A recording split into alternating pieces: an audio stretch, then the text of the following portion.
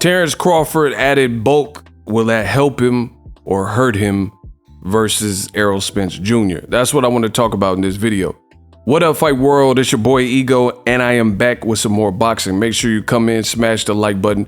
The best in the business is back. The best there is, the best there was, the best there ever will be. Now, Terence Bud Crawford. I've seen recent pictures and footage. I was actually at the snack gym one day, and I seen him there. And for all intents and purposes, over the years, Terence Crawford has put on some size. He's put on some muscle mass, right? You see him like charity basketball games, still athletic, at least on the court and stuff like that. And he's still undefeated. All of his wins at welterweight come by knockout. So I told you I was coming up with a second video regarding this topic. Is this good or bad for Terence Crawford? And this is just the segue and the icebreaker to a conversation.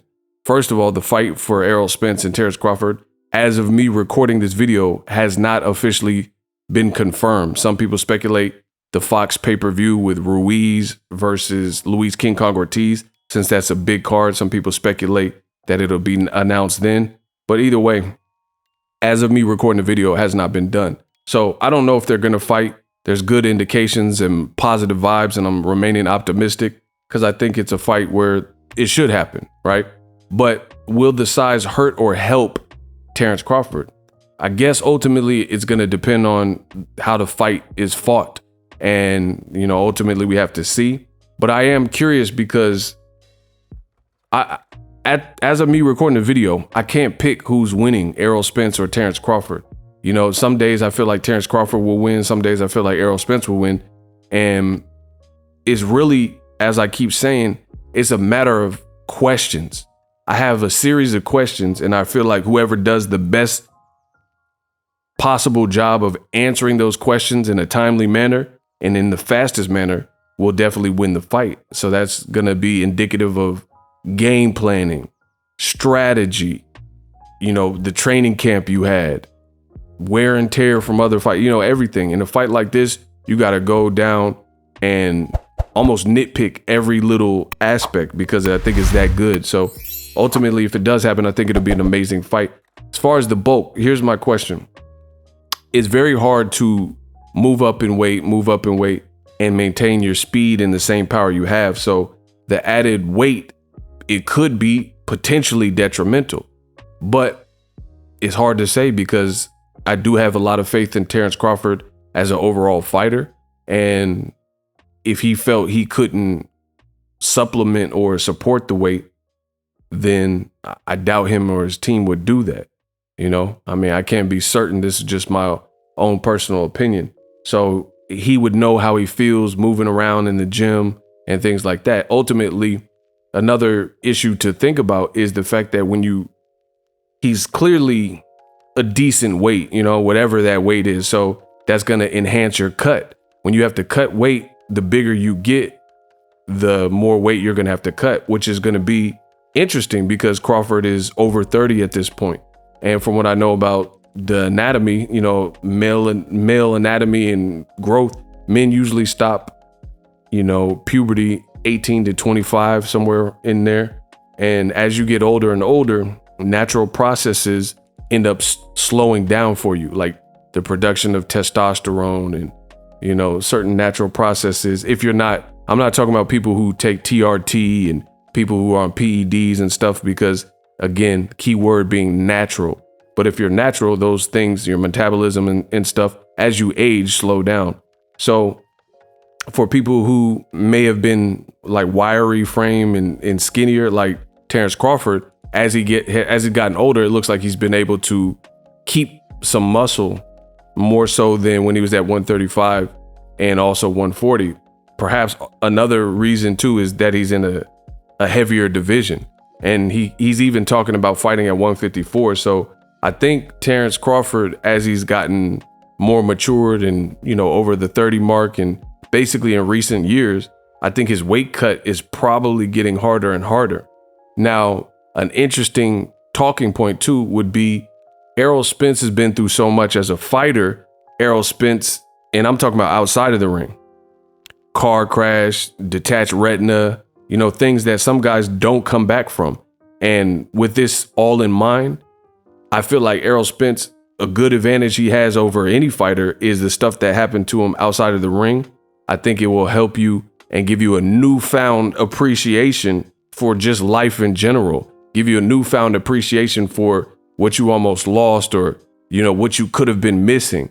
And I recall right after the accident, before the detached retina, he was on Up in Smoke podcast and other interviews and podcasts, and he was talking about how he basically wasn't in control of his weight that good and got away from certain things. He said after his fights, he'd be in the gym, you know, 2-3 weeks after the fight, and then gradually he started getting to a point where, and this is, you can corroborate this through Errol Spence interviews if you watch the same interviews I watch, but basically before the accident, Errol Spence said he got away from getting back in the gym right after his fights, and then it got to the point where he got a call that he was going to get the fight and fight this and that person, and then he would start training camp. So he wasn't doing pre-camps or anything at some point. So this version of Errol Spence is interesting because he looks like he's maintaining his weight. Like I've seen Errol Spence in his off season when he didn't have a fight lined up several times, and he used to look even bigger. Like, you know what I'm saying? Not like he was sloppy or out of shape or anything,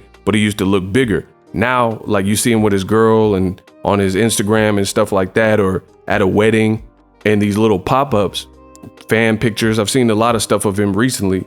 He's definitely working and he's definitely maintaining his weight. So very interesting stuff, because on one count, you have Errol Spence, who is maintaining his weight. He's already done the, hey, I've been 180. He said he was like almost 190 in his off season, and then he had to crunch down to 147. And then you have Terence Crawford, who keeps talking about moving to 154 and fighting Jermell Charlo at some point. And it looks like his shape is kind of going in the other direction, where he looks bigger than he's ever looked. You know what I mean? And I followed Crawford's whole career. I went to several of his fights. I'm talking like Ray Beltran fight years ago at 135.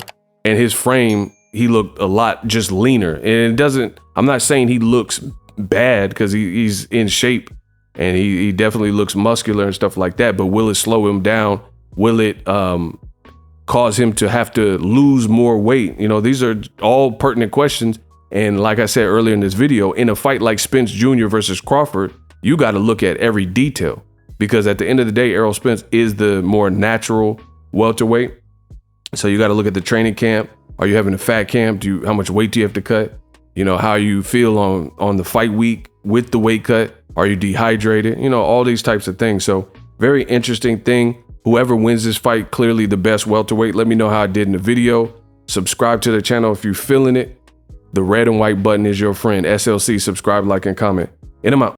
Introducing Super Thanks right here on the official Boxing Ego YouTube. Super Thanks allows you, the viewers, to show a little bit of extra gratitude, which enables me as a full-time content creator to push out the content you need in the world of boxing. Underneath all the videos, you will see a heart with the $sign in it. You can enter any amount that you find suitable as a super thanks. A brand new interactive and colorful way to get your comments highlighted and noticed by not only myself, but other people on the YouTube platform. Super thanks, a unique and cool way to show and applaud us full-time content creators. Hopefully you guys enjoy the content. Super thanks. The future is now. The Hibernation 5s by Kenichi Bear. Hybrid gaming and lifestyle headphones. Out of the box, you can connect to any console or PC. Bluetooth ready with a low latency USB adapter, color RGB, and extreme bass mode. The Hibernation 5s adjust to you. Whether you need a gaming, travel, gym, or lifestyle headphones, the Hibernations got you covered. The new Hibernation 5s, link in the description. Customize the way you hear the world. Welcome to the nation. Are you tired of your YouTube videos not getting any views? Well, consider TubeBuddy. I've used TubeBuddy for years to scale up my YouTube channel. Now we're sitting over 200,000 subscribers. TubeBuddy is a browser extension that offers a ton of built-in productivity and time-saving services to take your channel to the next level. Use my link in the description to get started with TubeBuddy and level up your channel faster. We working.